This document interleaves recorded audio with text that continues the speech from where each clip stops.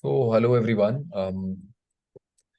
Today's important subject is creative writing. Creative writing, how to Yeah. be creative in um, the writing process, what kind of creativity incites what kind of reactions, how do you get more creative if you are not, where should you be and where should you not be creative, um, how do you leverage. Dave, can you please mute yourself?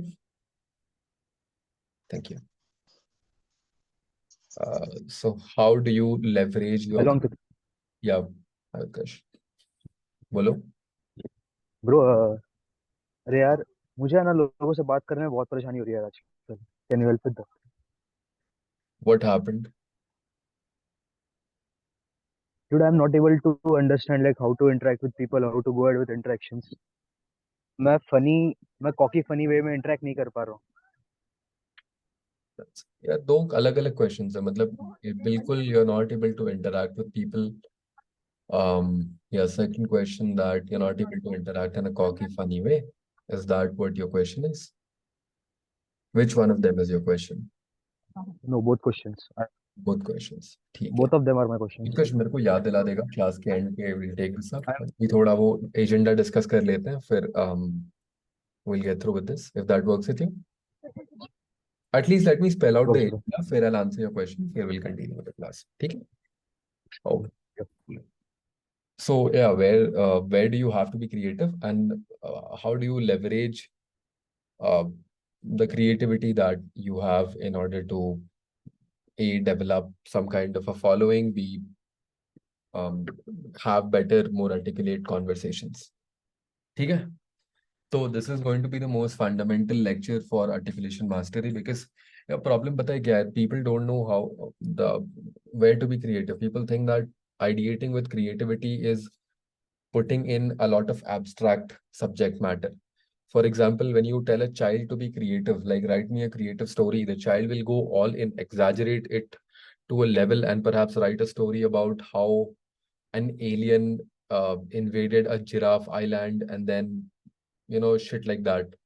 So the idea of abstract creativity is very childlike, and that is not often consumable by the general en masse. When I insist upon being creative, I don't mean that kind of creativity because that is wild creativity, untamed creativity that everyone can do. You just need to come up with a bunch of wild ideas, put them together, and it won't make sense for the majority of the people. When I say creativity, I mean a more streamlined, concise, coherent version of creativity that is accessible to everyone who is reading, listening, etc. So that is the kind of creativity. And I mean, there's a scientist called Paul Ekman who researches on how to lie. And he discusses that liars and artists are the people who have the most amount of creativity. So how do you leverage this creativity into your conversation and interaction? But before that, I'll answer Utkarsh's question. So his question is, I'm not able to have interactions with people. Because that is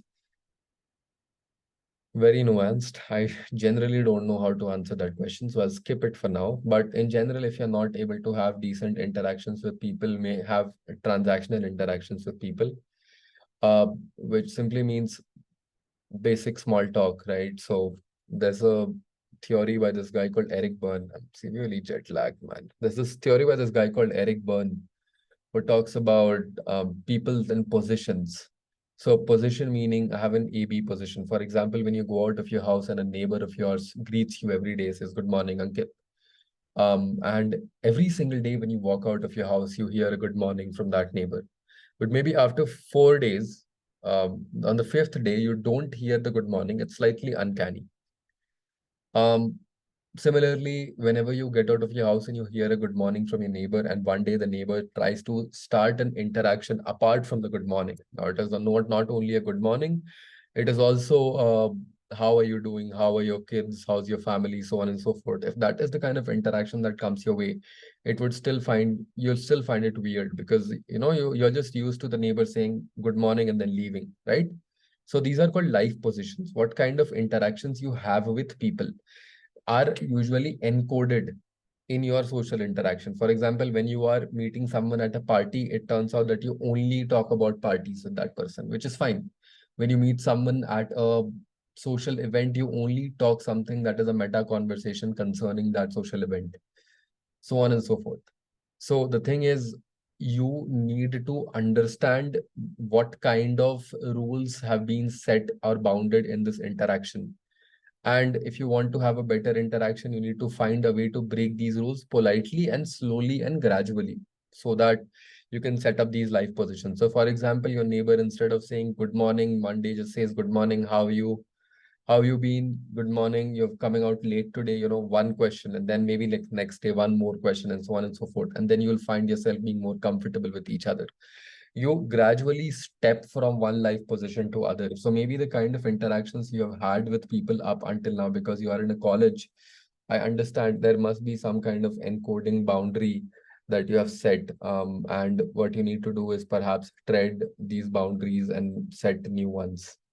So, Utkarsh, that is one thing. Again, that is why you are not able to be cocky funny, because that is not your style of interaction. So, how do you fix that? Is don't be cocky funny if you don't need to, right? Like, I mean, I understand the need to be funny, but if you can just avoid being funny, you will be treated importantly compared to if you are trying to be amusing, right?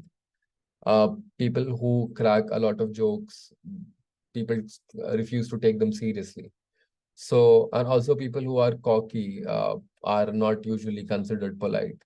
So the thing is that when we're talking about professional and interpersonal interactions, which are not necessarily related to dating, being cocky funny might not be a good idea, right? Um, I mean, it can totally be, if you can pull it off in a way that is charming like Muhammad Ali, then that's fine. But then you are not Muhammad Ali, I'm not Muhammad Ali. It will be difficult to do that. So that is why cocky funny might not be the best way to go about it. It usually means you punch down on people in order to be funny in an interaction, in order to stand out dominantly in an interaction. And that is not something that you're ideally looking at, especially when you're having professional and personal conversations of high importance and high stake, right? So don't be cocky funny, Got, right? ठीक है. got it. All right, cool. Chalo. For about creative writing. So what really is this creativity thing, and what are those frameworks for creativity? Okay, lovely. So let's discuss what really is creativity. Creativity means that when you are talking to someone and you are being creative, it incites a specific emotion. That can be a positive emotion, that can be a negative emotion. We have this concept of Navarasa in our Hindu mythology, which discusses 9 different feelings. So it has this thing that any feeling that there is can be categorized roughly into 9 dimensions. And the dimensions are happiness, sadness, disgust, anger, so on and so forth. So, which dimension of emotion are you inciting in people? There can be one, there can be a combination of more a range of emotions that can be incited within people. And the way for you to do it is via creativity, right? So creativity is a toolbox which can help you incite emotions into people within these 9 dimensions of emotions. How do you be creative, right? So basically the thing is, a lot of people think that the idea of creativity is if you abstractedly, exaggeratedly just keep talking about things that do not exist, then you are creative. But let us discuss the 3 important factors that you need to abide by in order to be creative, right? So the first thing is coherency. One of the most important thing is when you have an idea in your head, it is not that you are the only person who has this idea in your head. In fact, a lot of people value their ideas more than their implementations. No, you are not the only one who will ever have this idea. In fact, um, there's a theory that the whole world has the same consciousness and everyone is thinking about the same thing all the time. So what happens is if you are the collective consciousness of people just brings about the same idea for a lot of people. What you do is when you have access to an idea, what is most important is how do you articulate it? And the first thing is how coherent your idea is. For example, let's say I have an idea of a person who got killed in a brutal accident where his bedsheet killed him. because he got so entangled in his bedsheet that he died, right? I'm sure I'm not the only person who has ever had this idea. I'm sure there are many other people who have had this idea. And I'm sure that the way I presented it right now did not sound all that interesting and did not incite any emotions within you. But if you want to really weave it into something, for example, let's say funny, it would stand out like uh, there was a man who once got entangled as soon as he woke up. It wasn't his dreams, it wasn't his wife trying to strangle him, but it was his bed sheet that he got caught in. Something like that, right? Uh, what I'm trying to say is if it is able to incite a certain amount of emotion in the person who is listening or reading to your text, then it is a well done creative piece. So the coherency of the creative piece, as in the first sentence following the second sentence and everything coming together to make sense, is the most important thing. The second thing is continuity. What the most important part about creativity is continuity. Continuity ka matlab ki when you are reading the first part of your creative piece, the second part of your creative piece should be the most natural thing to come along. For example, if you have a story of a guy who is walking in the middle of the road and suddenly gets hit by a plane, like an aeroplane that was just casually landing in the middle of the road, it won't make a lot of sense. But if your story is about a guy who was just walking in the middle of the road and there was another guy also walking in the middle of the road, and then they wave at each other just as pleasantly because they seem to know each other, they seem to have seen each other once. Turns out one of them was a dad and one of them was a son, and they had never met each other, but they knew what they both looked like. And as a result of it, as a result of just walking on the same road towards each other, just as an incident, they were able to come together and get to know who they really were in each other's lives. Something like that, right? That is where there's a continuity, there's a certain degree of coherency, so on and so forth. So, number one, coherency. Number two, continuity. Number three, whenever you are being creative, you need to be categorical, as in you need to stick to one category of emotion. You cannot start writing a funny piece to incite anger among people. No one laughs angrily. No one is angry while they're laughing, except for maybe psychopaths. But what you need to do is, what you need to truly understand is that this creativity, continuity, and categorization is extremely important whenever you are being creative. Now, this is something I learned while I was doing some film writing, was that I tend to go around in tangents. I think in tangents. I don't think in one direction. I think multidimensionally. So I always kept bringing about this idea that, instead of writing this B-roll that discusses this character in greater detail, let us perhaps make a funny joke or maybe make a tragedy uh, into this character, or maybe build up a story or build up a sad story, or, like bring in all the nine emotions. And I used to give these emotions to my directors. And one of the feedbacks that I've received, and one of the things that was the most key or the important thing for me, was that you need to stick to one particular theme throughout your storytelling or throughout your creative piece. For example, if you're writing a professional email and you're being creative, you're summarizing whatever has happened for the day, like these are called end of day emails, where you summarize for your management or your consulting partner or whoever there is that what has happened from top to bottom on this day. There's a certain amount of creativity required to do that, but then you don't start it with the idea of summarization and then somehow just get into the details of something specific. No, if the theme of the article or the email or the communication is to summarize, you stick to the idea of summarization. So that kind of categorization is extremely important when you're being creative. Yeah, Siddesh, you're saying something? Okay, lovely.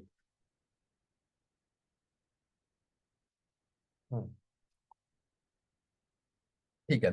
Now the bigger question is, when do you be creative and when do you not be creative, right?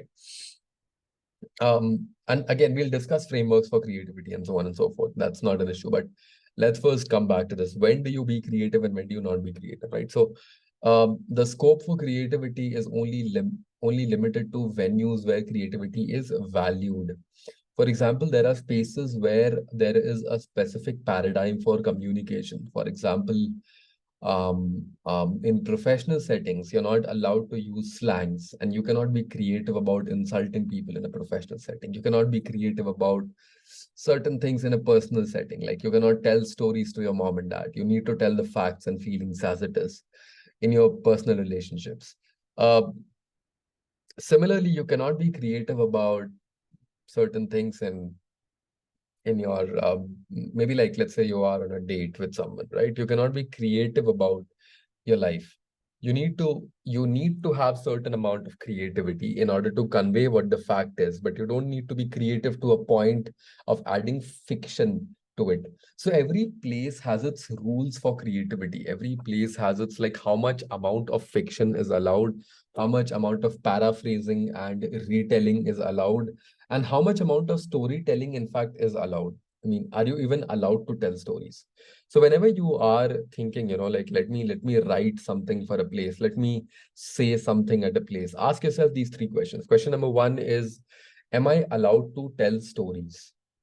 Now, let's say you're in a corporate setting, you're not allowed to tell stories. What you are allowed to tell is convey the facts in the more lucid manner possible. That's all that is required. Uh, if you are in a personal setting with your family, you're not allowed to tell stories. You need to be brief and you need to be systematic in your presentation. So that um if you are in a if you are in a date setting, if you are in a conversational setting and people have the time in the world, you can actually say that, yeah, sure, telling stories is allowed. Then the second thing is, how much time do you have to avail? The third thing is, how much understanding do your people have of the inside jokes or the nitty-gritties of whatever you have to present? When you have answer to these three questions, you will be in a better position to be coherent, categorical, and continuous.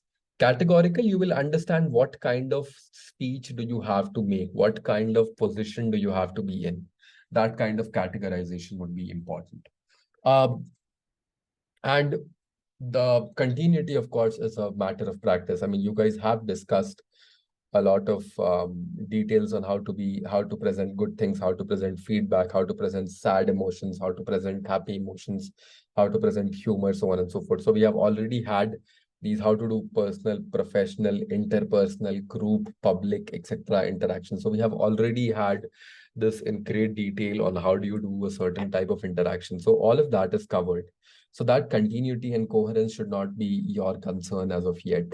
But your concern should be, how do you identify which category does this conversation belong to? And the easiest way for you to do is to eliminate which category it does not belong to. For example, are you allowed to be funny at work?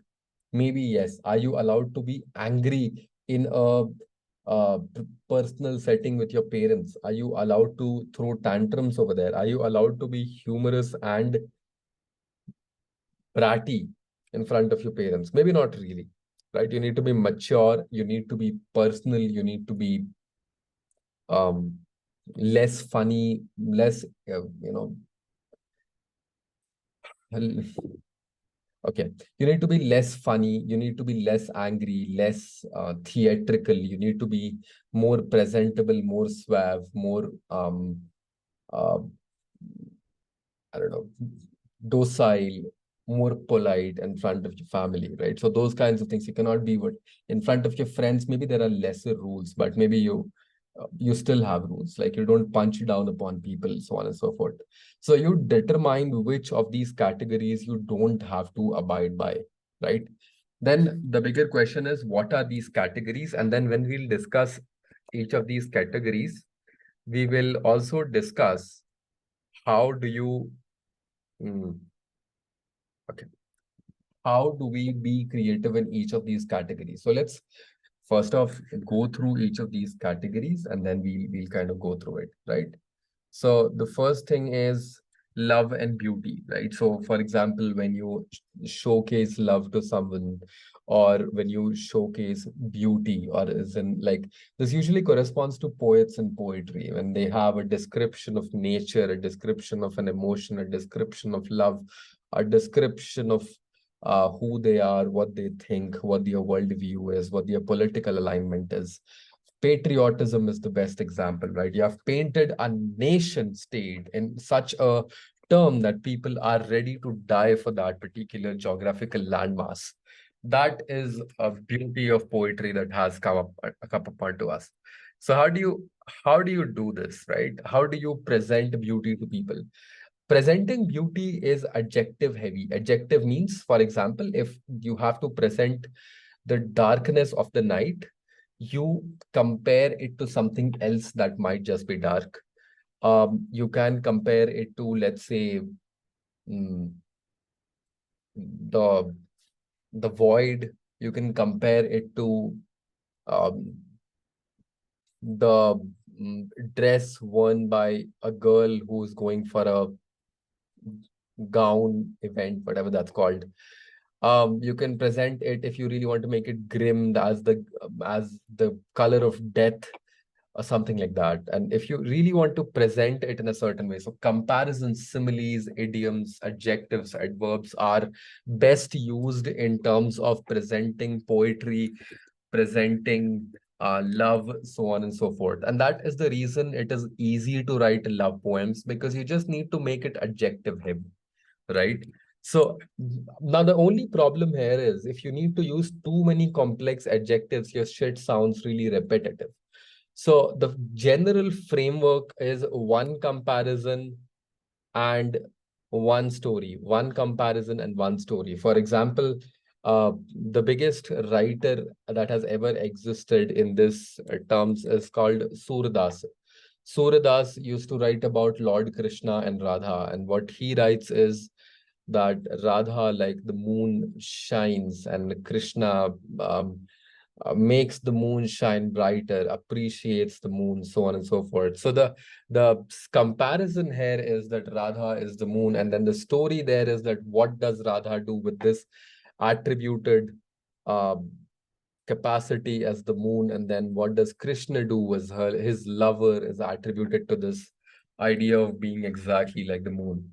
So first off, you attribute a characteristic. You put in the simile, the idiom, the adjective, whatever you have to. Then you put together a story, and then you continue with another idiom, and then you put another story, and so on. And the story does not have to be a long fucking story. It just needs to be one line of a story. For example, you can, if you need to describe the night, it can be that the night is like the color of death, something that happens only once.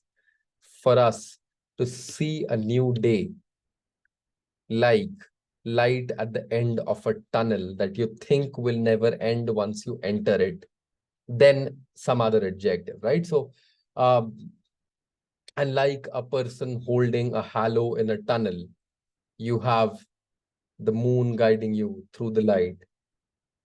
You're not scared to walk at night because the moon is always there to guide you. But you're scared to think of the night at the day because you don't perceive of the moon to be there. Something like that, like you need to weave put together a story in that regard.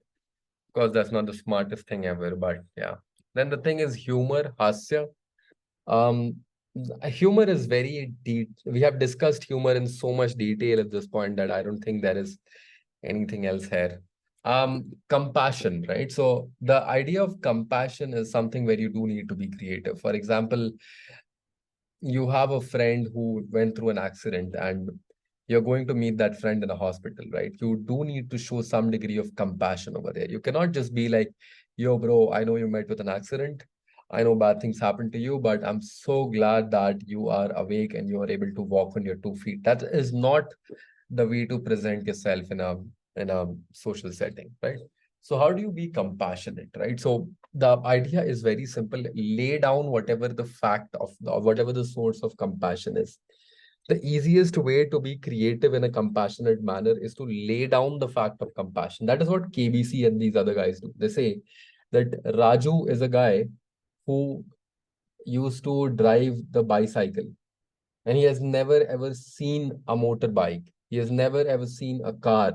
He has never seen a motorized vehicle for that matter. What he has always done is ridden a bicycle from his home to the next state. In fact, He took this bicycle and he came down all the way to Mumbai to attend this show where he is supposed to win $1 million. And then they point out to that person, and then they say that the struggle has been bad, and then they put the opinion across. So it is fact and then your personal opinion that, bro, I know that you have met with an accident and bad things have happened, and I was told that as a result of that you could not walk for a couple of days. In fact, you were in the hospital for a couple of days. I'm so sorry that happened to you, and I hope that things get better for you, so on and so forth. The idea of compassion is to preface the fact of compassion before you bring in the compassion, because that kind of amplifies your understanding of the situation. Understand it from this matter, right? So for example, you go to someone, I'm so sad that your dog died. And the person says, I don't even have a dog in the first place, right? So always verifiably, categorically discuss and delegate the fact of the matter where you are required to be passionate, compassionate, right? There are places you need to be compassionate without really being creative. For example, there's a friend of yours, you're walking down, the friend gets nicked in his knee because he falls down. You don't need to be creative. That, bro, I know you fell down and you fell in a knee. Oh, fucking no, that's autistic as shit. You need to then say like, yo, man, I'm sorry. I hope things are okay. Just the second brain thing, right? You just say what comes to your mind. You say the most correct thing at that point in time. But when I say this compassion and creativity, I mean like when you know you have to go to a position to calm someone down, when you know that you are in a position of something sad has happened and compassion is expected out of you, that is the kind of place where you will have to be creative about your compassion. Is that clear? So far, any questions?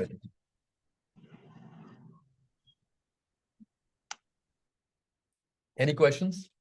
Good. Type in, yaar. Type in anger. How do you be creative in anger? Right. Rodra. So the idea of being creative in anger comes from the fact that how to compassion. We have a lecture on how to be, how to have empathy, Utkarsh. Uh, it's in the Google Drive. You can have a look at it. How do you present yourself in a communication scenario? Yeah. Lovely. It's just 30 minutes. You can just have a look at it. Lovely. Anger, effective ways. So the most effective way for anger to come across. So I think there's a mythological discussion in Hinduism where Shiva dances in anger. The discussion there is that Shiva gets so angry that he starts dancing. The very idea of anger being a beautiful thing comes from mythology. Anger, the creative presentation of anger is a mythological process. There is no non-mythological description of anger where anger is not, where anger is creative. Where else apart from mythology have you seen anger being creative? Anger channelized into other energies. For example, this person was super angered by the road not working, so he made the correct road for his wife. Jitan Ram Manjhi is a, sorry, what is this guy's name? Or Jitan Ram Manjhi is the politician. Um, anyway, the caveman of Bihar, this guy who, yeah, thanks, man. He could not see his wife go, and they wanted to go to the hospital and they could not do it. And then he got so angry at the system and the government that he did this. The whole idea of romanticizing anger has a very political, mythological connection. Like this man was so angry with the current system that he's overruled it. He created his own government, so on and so forth. The whole creativity associated with anger is on not being angry. The whole focus is on not being angry. So how do you express anger in the moment, especially when you know you have to be creative? This usually happens in a professional setting, right? What you do is you put yourself in a situation where you assume that the anger is not there and you present that situation. For example, a junior of yours has messed up the whole code base. You say that, bro, if you would have not, if this code base was intact, we would have been able to ship this feature in the next 1 week. But because of a certain issue that has occurred as a result of our team, we would have to do something, so on and so forth. Or for example, in a less technical sense, let's say you have to make food and your brother or sister, instead of putting sugar, put salt in the food, right? So what if that anger was not there, right? Put yourself in that what if situation. What if instead of sugar, that salt was not there, the sugar was there, right? That I was actually expecting to have a deliciously sweet tea, but looks like what I'm supposed to have now is salted tea. It is my fault, in fact, that I did not label sugar and salt correctly, but it's a shame that I have had to have now. I have now this salted tea in my hand that I'll have to drink, right?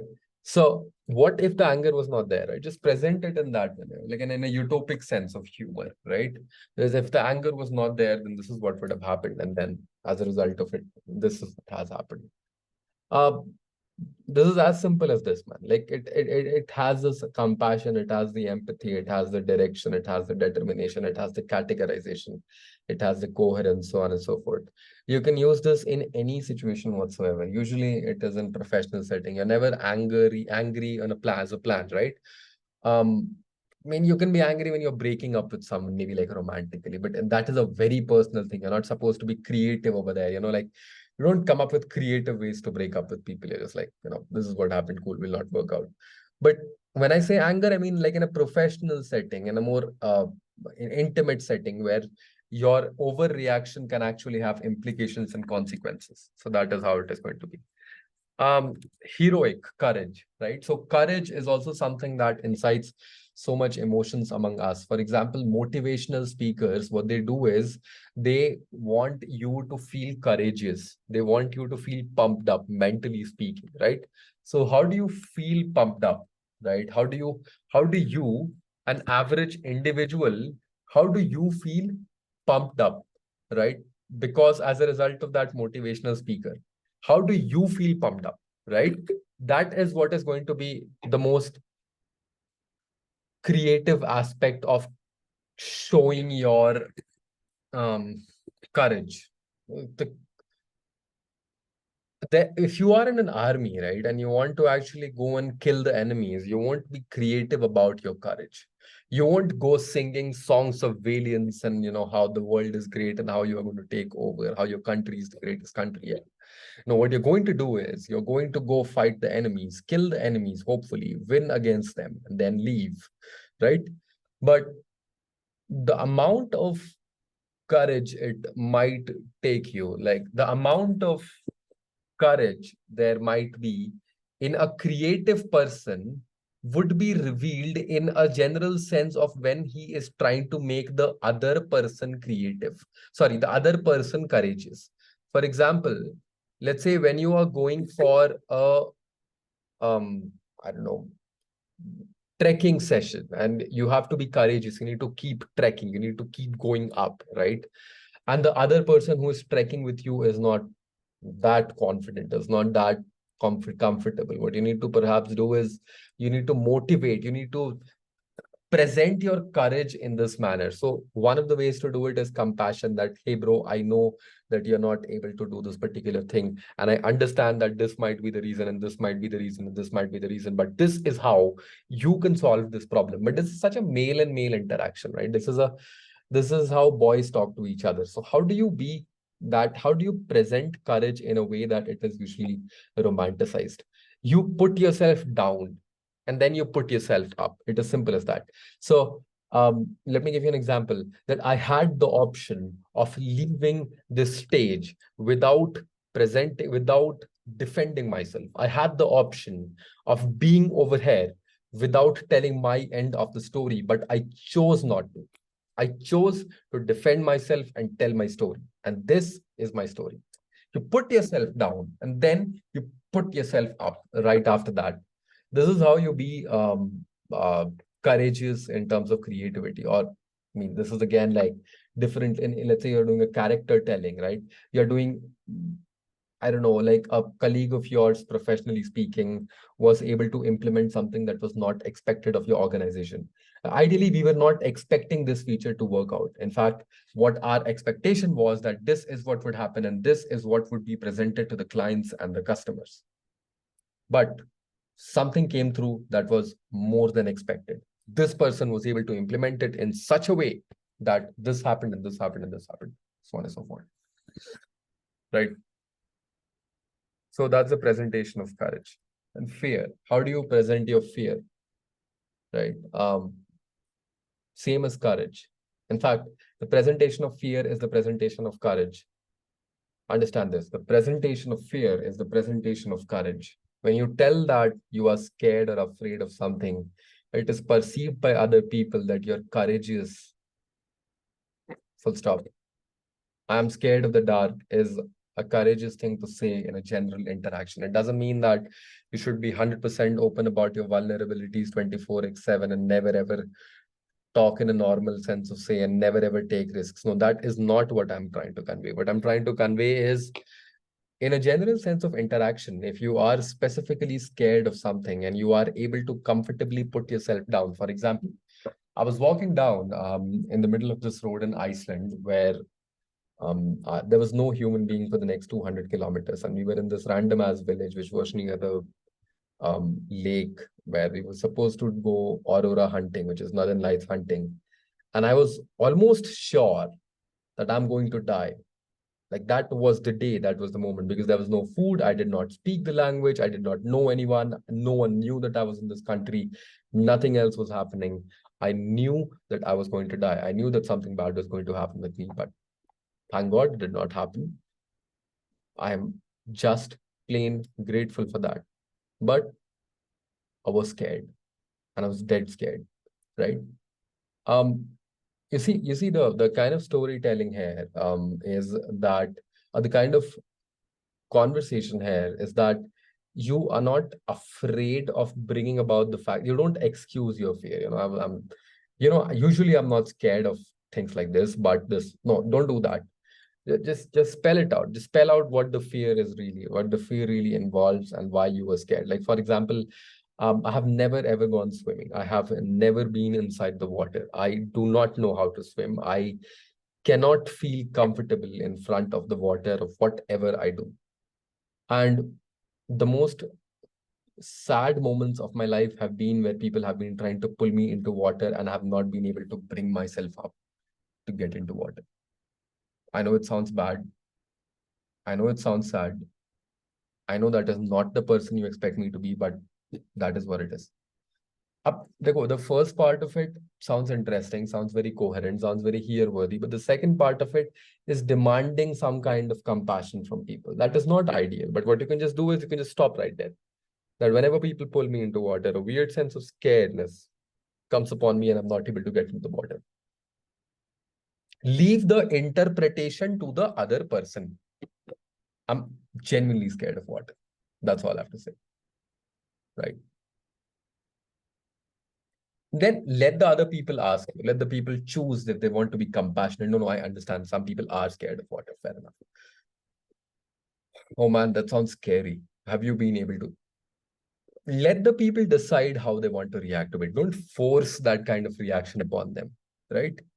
This is usually the case when you're putting yourself in a vulnerable situation in terms of being courageous, being fearful, being sad, being aggressive, being angry, so on and so forth.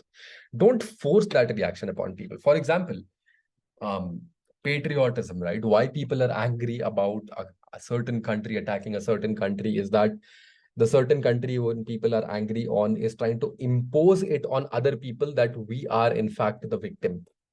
We are the people who are in trouble and you need to support us, whatever might happen. This is how you need to feel about it. This is the fact and this is your feeling. Now go, do the feeling, read the fact. This is not how you want to do the creativity.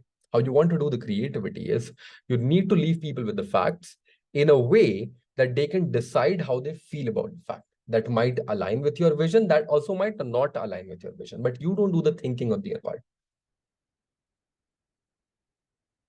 Any questions up until this point?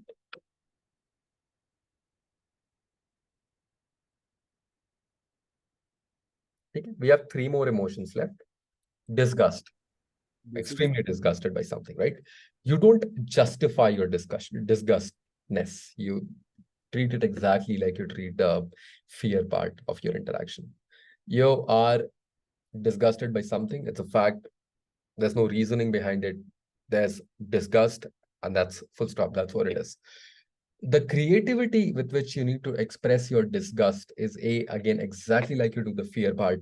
Or otherwise, if you really want to be creative about it, suggest an alternative. That, hey man, I am extremely disgusted by cockroaches. For that reason, I don't think I can stay in this hotel. I mean, look at them. They are just slimy, they're small, they fly around, and they can be a little bit icky to be around. So I can't do it. That's how I feel about them.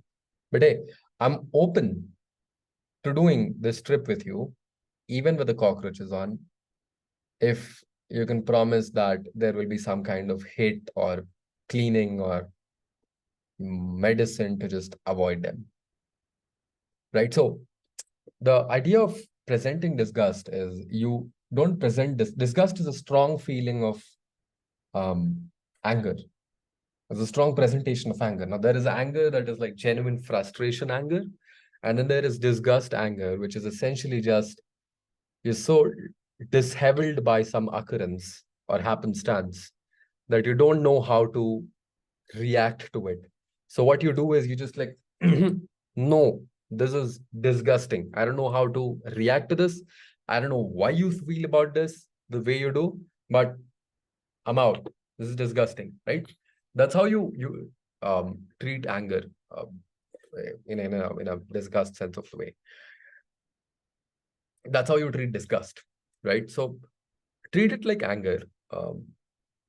Don't say like if it is not there, wala part, because of course if you need to voice it, you voice it, but also treat it like fear.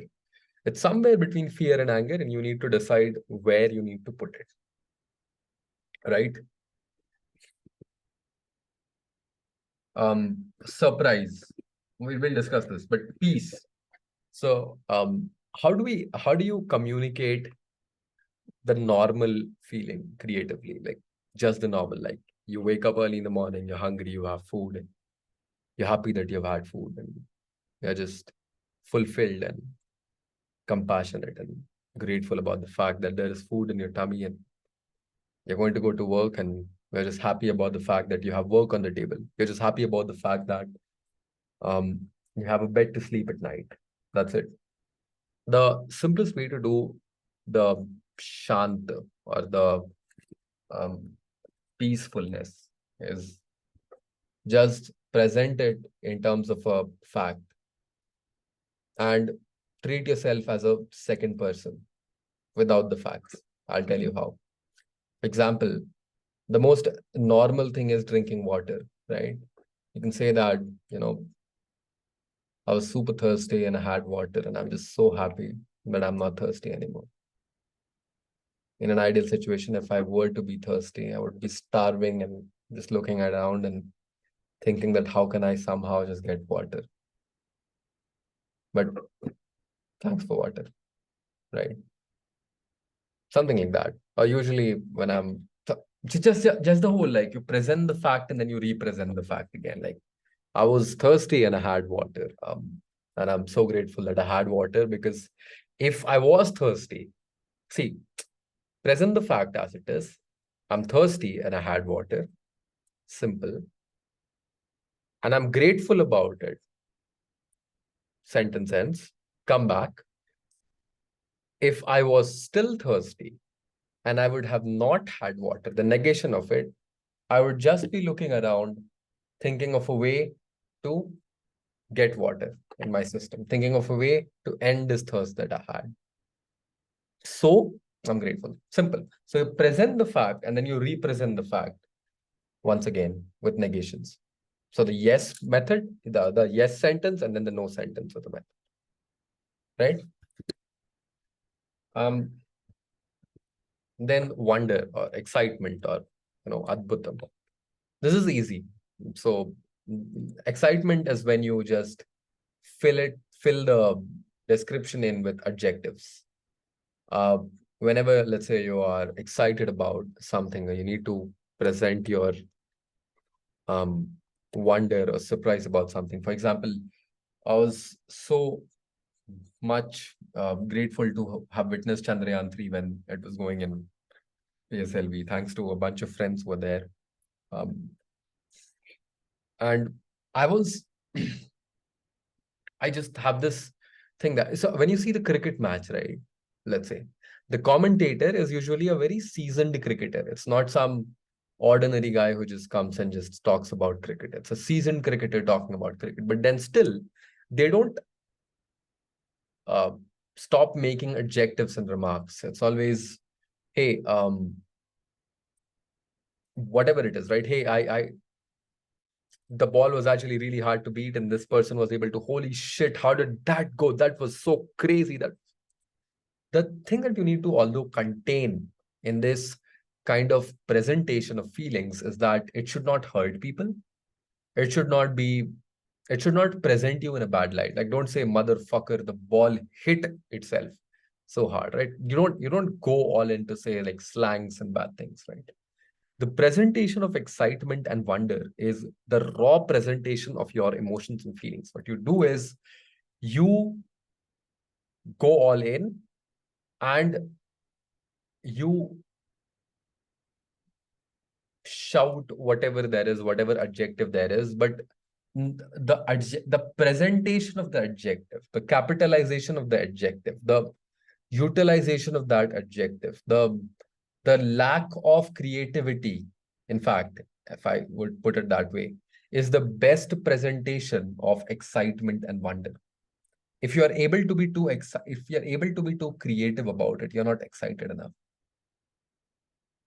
The fundamental reason people like Harsha Bhogle or any of these cricket commentators is because they are witnessing what is happening in real time, and they are only slightly creative. They're not people who are making exceptionally creative remarks. Like, there's no cricket commentators like a bird flies, the ball flies up high in the sky, maybe having a high five with God.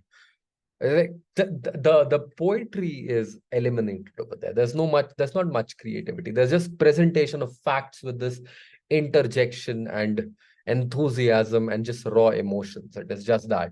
And that is what people like. So the lack of creativity is the most creative part of presenting excitement and joy and raw feelings, right?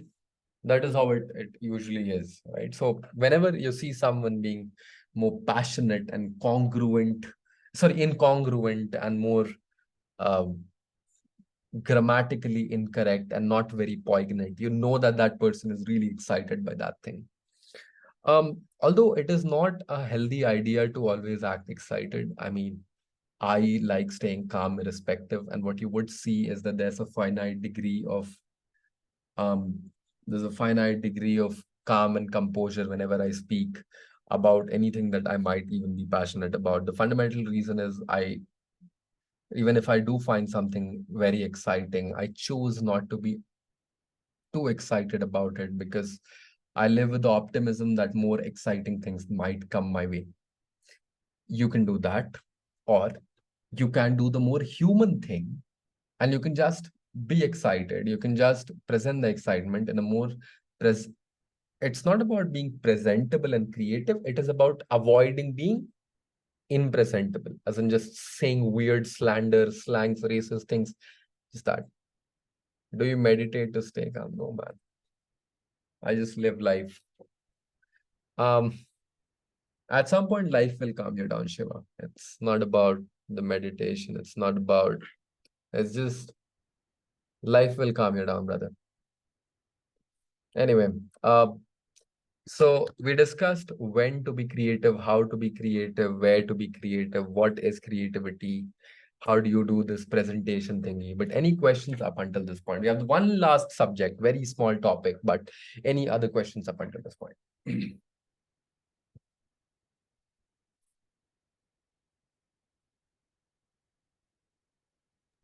Bro, so yeah, I mean, I just went through the session, like I was actually outside, but I just managed to see the session. There was one specific doubt I had was, Yeah, like about being creative, bro.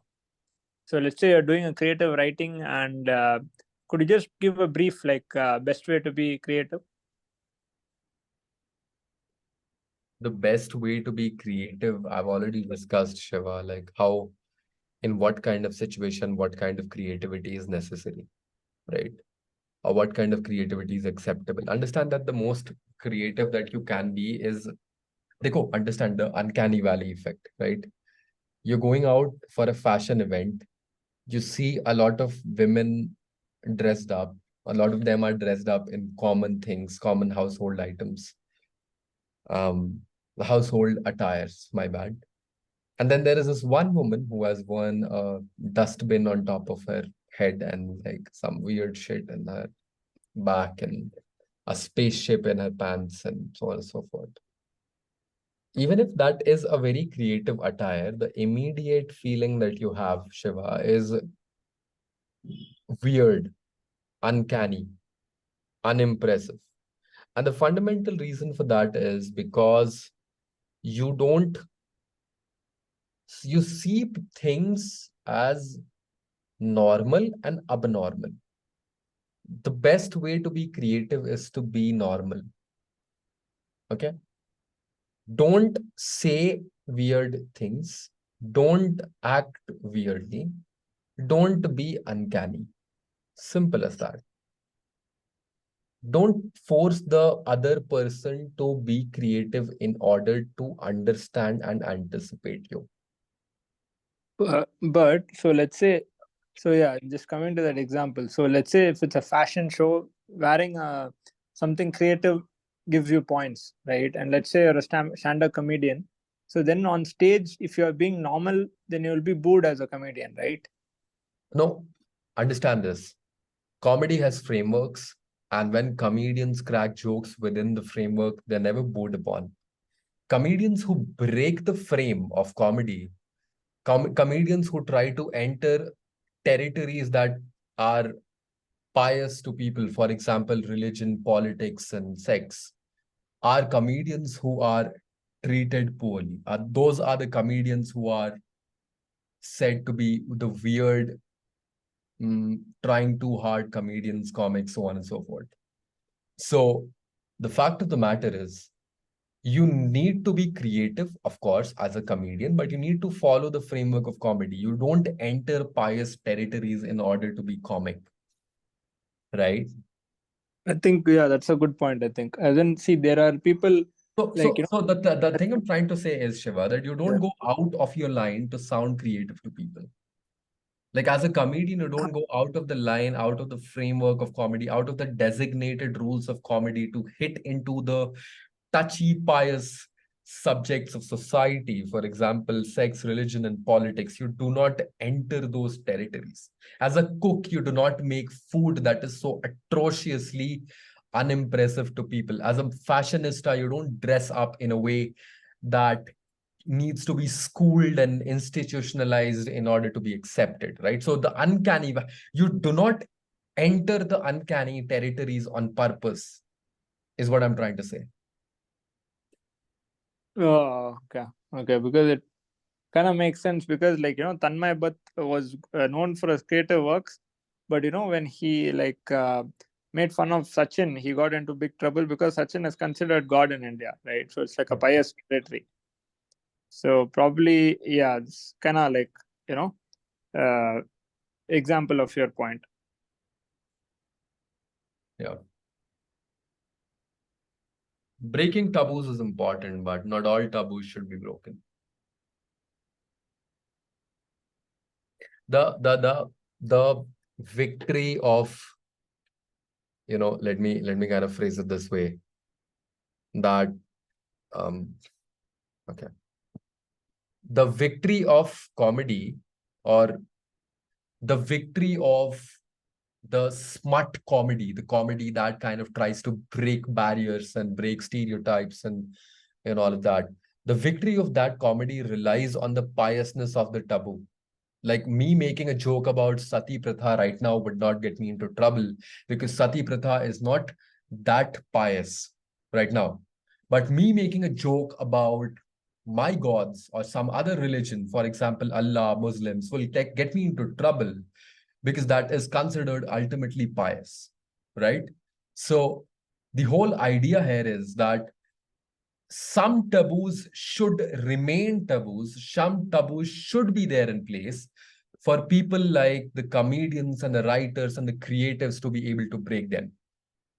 The victory of the creative is in the auspiciousness of the taboo or the importance of the taboo. If you don't have targets, right? If you don't have good targets, you can never be a good sniper. Like, what if everyone was a lanky person and you were the only one with a gun? You would be able to kill everyone, but that would not mean that you are a good gunman. That just means that the world is lanky. You are a good sniper only because you are able to kill people who are running at fast paces and speeds. Understand that? It's like you're in the gym and you are going to the gym and you're doing normal exercises, but you're not doing weird exercises. Basically, you're consistent with the proper stuff. Yeah, I think we've conveyed the point fairly. Yeah, that's it. Anyway, man, last thing, just things to watch out for, just how do you practice being creative?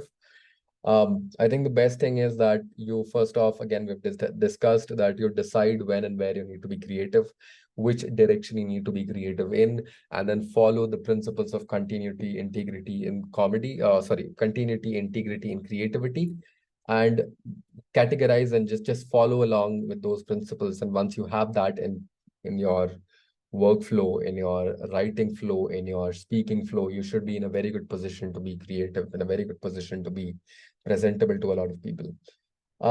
It is really just as simple as that. And I think one of the things that you all are expected to do after today's class is write a simple essay. And the essay is going to be about a boy, and that's it. And that is the whole subject of the essay.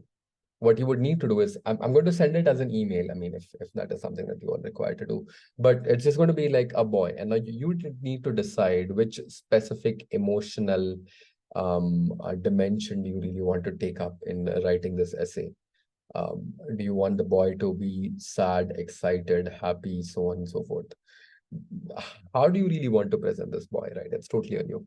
So and then you need to be creative, right? In a way that it can be read, it can be consumed, it can be taken in by people. It can be continuously read. That's the creativity. Next 2 classes, we are going to discuss stories, how to tell stories, how to write stories, so on and so forth. And the last class is going to be about how to put everything together and how to be more articulate. Simple as that. So we'll do that next week, in fact, because I've done this class today. It's a very heavy class for a lot of you. I understand this is too much information on your plate. So let's do this next week and let's finish this by next week. But please start setting up your one-on-one sessions with me if you have the time and bandwidth. Ideally not this, I mean, ideally this weekend works anytime, like, after, not next weekend, because I have a bunch of meetings next weekend, so I'll probably be busy, but anytime before next weekend and from today to next Friday, you can set up your 15-20 minutes of calls. I can't do more than that because that's like 30 people, but just set up small times if you have any questions, queries, concerns, impediments in any way, shape, or form that you personally want to discuss without it getting recorded. We can discuss that. We can take that up, and we can now just move on to questions. So if anyone has any question, please feel free to ask in the chat or just unmute yourself and please ask. Shiva ho gaya tumhara. I'm not allowing you any more questions. Ankit, Utkarsh. ठीक है. Rohit, Siddesh. All good. ठीक है. So I think we're good to go for in that case. चलो. ठीक है. Thanks, Rohit. कुछ बोल रहे हो? नहीं कुछ नहीं. Okay. All good. चलो फिर. Okay. I'll just stop recording.